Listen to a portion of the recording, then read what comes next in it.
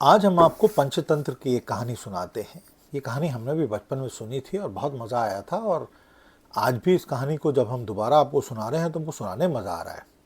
ये कहानी एक चतुर बंदर और एक लालची मगरमच्छ की है। अंग्रेजी में the wise monkey and the deceptive crocodile. तो एक समय की बात है, एक विशाल जंगल में एक चौड़ी नदी बहती थी, और नदी के किनारे एक ऊंचा जामुन का पेड़ था जिसकी शाखाओं पर काले बैंगनी रंग के रसीले जामुन लटकते थे। उस पेड़ पर एक समझदार बंदर रहता था जिसका नाम था चिंटू। चिंटू न सिर्फ चतुर था बल्कि उसकी आंखों में एक खास चमक थी जो उसकी बुद्धिमानी को दर्शाती थी। वह हर दिन जामुन खाता, नदी के किनारे बैठकर मछलियों को देखता और अपने दिन का आनंद लेता था। लेकिन उस नदी में एक मगरमच्छ रहता था जिसका नाम था भोलू। भोलू देखने में भोला भाला था, लेकिन उसका मन लालच और चालबाजी से भरा हुआ था। एक दिन भोलू ने चिंटू को पेड़ की सबसे ऊंची डाल पर बैठा हुआ देखा। चिंटू एक जामुन तोड़कर बड़े मजे से खा रहा था। भोलू की आंख में लालच की चमक आ गई। उसने सोचा, यार अगर मैं इस बंदर से दोस्ती कर लूं तो मुझे रोज जामुन मिलेगी। उसने चिंटू को आवाज लगाई, ए भाई, बंदर भाई, क्या नाम है तुम्हारा? क्या तुम मेरे दोस्त बनोगे? तो चिंटू ने नीचे देखा और हंसते हुए कहा, मेरा नाम चिंटू है। और तुम कौन हो, नदी के राजा? भोलू ने मुस्कुराते हुए जवाब दिया, मैं भोलू हूं, इस नदी का मगरमच्छ। चलो दोस्ती करते हैं। तुम मुझे जामुन दो और मैं तुम्हें नदी के पार सैर कराऊंगा। चिंटू की भोली की बात में कुछ शक हुआ। उसे लगा कहीं जैसे कोई लालच, कोई चालाकी, कोई धोखा छिपा हो। फिर भी उसने भोलू को परखने के लिए एक जामुन नीचे फेंक दिया। भोलू ने उसे खाया तो मजा आ गया। उसने जोर से तारीफ की, वाह, ऐसा स्वादिष्ट जामुन मैंने कभी नहीं खाया। तुम सचमुच मेरे दोस्त बनने लायक हो। इस तरह उनकी दोस्ती शुरू हो गई। हर दिन भोलू को जामुन देता चिंटू। भोलू उसकी पीठ पर बैठकर नदी के पार ले जाता भोलू, और फिर चिंटू को नए नए फल, रंग बिरंगे पक्षी, जंगल की खूबसूरती देखने को मिलती। लेकिन चिंटू हमेशा सतर्क रहता, क्योंकि उसे पता था इस तरह की दोस्ती के पीछे कोई ना कोई चाल हो सकती है। कई दिन बीत गए। एक दिन भोलू की पत्नी, जिसका नाम भोली था, और वो भोली एकदम नहीं थी, ये आपको कहानी में आगे पता चलेगा, उसने पूछा कि ये जामुन तुम हर दिन कहाँ से लाते हो? भोलू ने सारी बात बताई कि कैसे वो चिंटू से जामुन लेता है, कैसे वो चिंटू को अपनी पीठ पे घुमाता है, कैसे उनकी दोस्ती है। लेकिन भोली के अंदर ना लालच की आग भड़क उठी। उसने कहा, अरे अगर ये बंदर इतने मीठे जामुन खाता है तो इसका मांस कितना मीठा होगा, और इसका कलेजा तो बहुत मीठा जामुन की तरह होगा। उसे पकड़ लाओ। भोलू हिचकिचाया। उसने कहा, यार ये दोस्त है मेरा चिंटू, उसे मारना ठीक नहीं होगा। लेकिन भोली ने उसे बार बार उकसाया, अगर तुम मुझसे प्यार करते हो तो उसका दिल लाओगे। अरे हम मगरमच्छ हैं और ये हमारा खाना है, इनसे किस बात की दोस्ती? आखिरकार भोलू भोली की बातों में आ गया। अगले दिन भोलू चिंटू के पास गया और बोला, दोस्त, आज मेरी पत्नी भोली तुमसे मिलना चाहती है।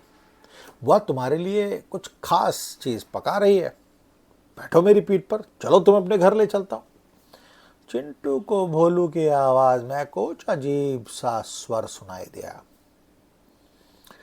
उसने कहा, हो सकता है यहीं पर कहानी में घुमाव आ रहा है। फिर भी उसने भोलू की चाल समझने के लिए हाँ कह दी कि भोलू की पीठ पर बैठ गया, और वो नदी के बीच में पहुंचे। जैसे ही नदी के बीच में पहुंचे, अब तो भोलू ने एकदम भयानक हंसी हंसते हुए कहा, चिंटू,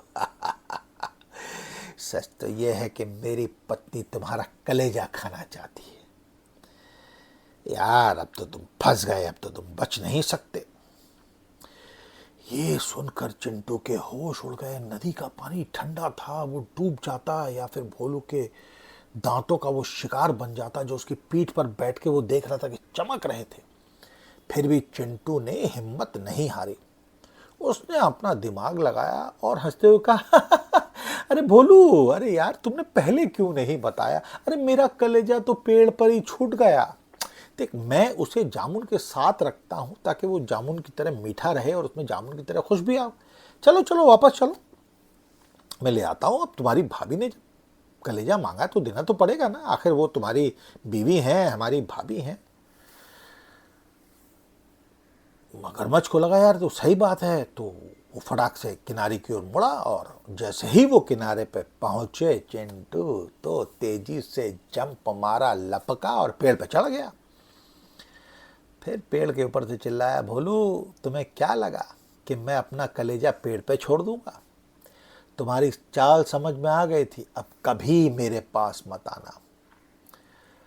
चिंटू की चतुराई ने उसे संकट के बाहर निकाला और भोलू को अपनी मूर्खता पे बहुत गुस्सा आया। वो जोर जोर से दहाड़ा कि अब दोस्त भी गया, रोज बातें करते थे, टाइम पास होता था, मीठे मीठे जामुन खाते थे।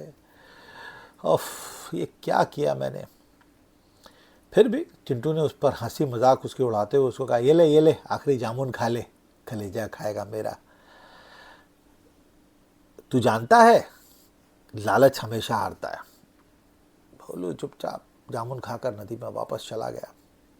कई दिन बीत गए, भोलू को अपने हार बर्दाश्त नहीं हुई। उसने सोचा चिंटू को फिर से फंसाऊंगा। एक दिन वो फिर से चिंटू के पास गया और इस बार उसने उदास सा चेहरा बनाया कि चिंटू मुझे अपनी गलती का एहसास हो गया है, मैं सच में तुम्हारा दोस्त बनना चाहता हूँ। भोली भी तुमसे माफ़ी मांगना चाहती है, मेरे साथ चलो, इस बार कोई चाल नहीं। चिंटू ने भोलू की बात सुनी, उसका भरोसा पूरी तरह टूट चुका था। उसने कहा कि देखो, धोखे की दोस्ती कभी सच नहीं होती और तुमने एक बार मुझे धोखा देने की कोशिश की है, मैं तुम्हें दूसरा मौका नहीं दूंगा। तो जिंदगी में भरोसा आपका कोई अगर एक बार तोड़े तो वो उसकी गलती है, लेकिन अगर कोई बार बार आपको धोखा दे रहा हो और आप उसको बार बार मौका दे रहे हो कि वो आपको धोखा दे, तो ये गलती फिर आपकी है। भरोसा सिर्फ एक ही बार टूटना चाहिए और अगर किसी ने एक बार भरोसा तोड़ दिया है तो उसे फिर दूसरा मौका नहीं देना चाहिए।